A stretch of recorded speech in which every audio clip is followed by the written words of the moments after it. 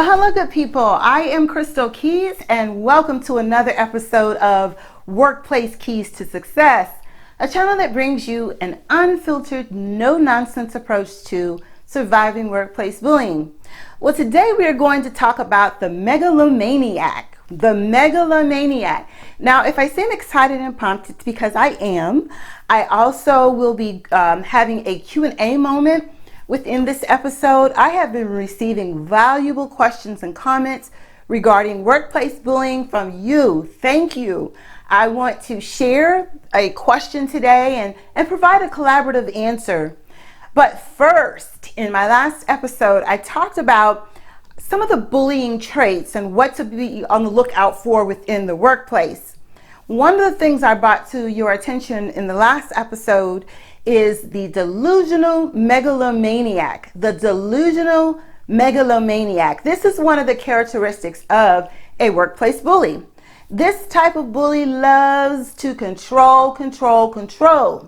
One of the primary qualities of workplace bullying is that they need to control others, which originates from their fundamental insecurities. Megalomaniacs have an obsession with the exercise of power, especially in the domination of others. They love to dominate. Megalomaniac and bully are significantly connected. Two words. Occasionally, both terms can be used interchangeably. Megalomaniacs, though, are individuals with extreme self-image. They see themselves as powerful and significant. Do you know of an individual who is positive that they imparted the Red Sea? And they have a grandiose attitude and they think that their opinion is all powerful? This individual is likely a megalomaniac. Most often, megalomaniacs belittle others because they feel superior. But apart from their huge ego, how can we identify the megalomaniac? Well, according to the Diagnostic and Statistical Manual, megalomania is a psychological condition under the narcissistic personality disorder symptoms. Narcissistic personality disorder symptoms, the megalomaniac. The key to dealing with the megalomaniac is to adopt a proactive strategy. You have to be prepared. They will. Their egos will. They will be ready for attack and to battle. Try and communicate your perspective with composure and civility. If you are in disagreement, that's fine. Stay in disagreement, but be precise and show you have consideration of their viewpoint as well. Express facts. Propose a solution underlining a positive win for everyone. Importantly, do not make generalizations like you always act like that, or you act like you're better than others. Those generalizations make them tip, get them all riled up. Instead, recognize the megalomaniacs are difficult to handle. Once you realize that, then determine if engagement is even worth your time and energy. It may not be. It may be something you can just ignore and let it go. But if you feel it's worth your time and energy, address the megalomaniac's behavior and not their intentions. Actions speak louder than words. Consider the caution of their hierarchy influence. So this goes for both up the ladder and below the ladder. So you want to be careful in making complaints to their manager. And you also want to be cautious of how you engage the megalomaniac's employees. They may already be conditioned to be the wolf pack. And we know from our couple episodes ago, the wolf pack behavior includes following the more aggressive and dominant leader along with the dominant recruitment of others to aid in bullying the less powerful member for abuse. So just honing in on that target, but now not just the individual bully, but the whole wolf pack. Well, these are just some keys to maintaining professionalism along with dealing with a megalomaniac. So hopefully this was helpful to you. Now I want to switch gears a little bit. Now it's time for our questions, comments segment. We received a comment / question from an individual. Let's call him Mr. Holly.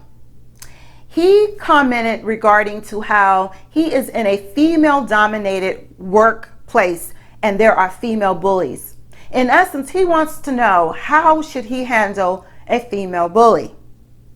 Well, bullying is usually associated with masculine aggression and energy, and women are usually associated with empathy just due to the maternal instincts. However, a woman can also be a bully, and they can also misuse their empathy.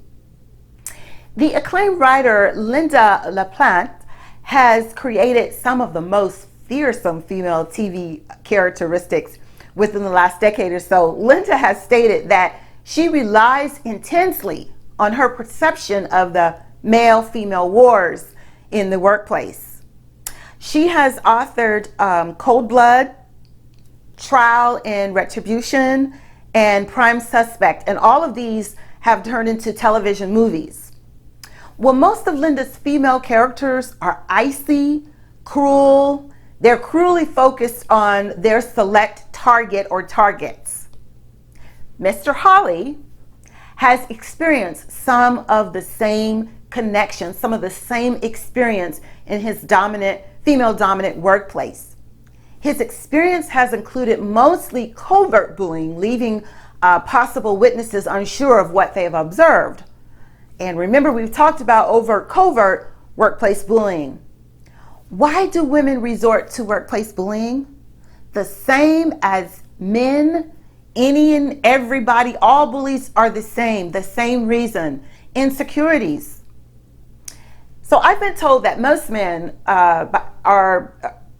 there's something more shameful at the hands of a female bully versus a man. However, there is nothing weak about being the target of workplace bullying by a woman. Workplace bullying happens in all types of scenarios, all social environments. So what stops the workplace bullying? Well, know that you can end workplace bullying. You need to stand up for yourself. Now, some of these keys I have provided before, but I want to give them to you again. You need to document any and all misconduct. Keep a journal at all times. Be prepared to make meticulous notes. Communicate the misconduct. Don't just sit on it. You can file complaints within your organization. Follow the chain of commands, even if you think it will not go anywhere, because you need to show a record that you did follow the chain of commands. I would let HR know. You also need to model ethical conduct, because you don't want to be unethical yourself and then pointing the fingers. Number 5, you want to attend any and all trainings you can get your hands on, especially if it's free and within the organization. Anti-bullying, anti-harassment, get connected with that. Number 6 is a proactive step. You want to be looking for counseling, because there are a lot of emotions that are tied into workplace bullying. I know. And so you want to make sure you connect with someone that can help you tie into what's going on, process what's going on.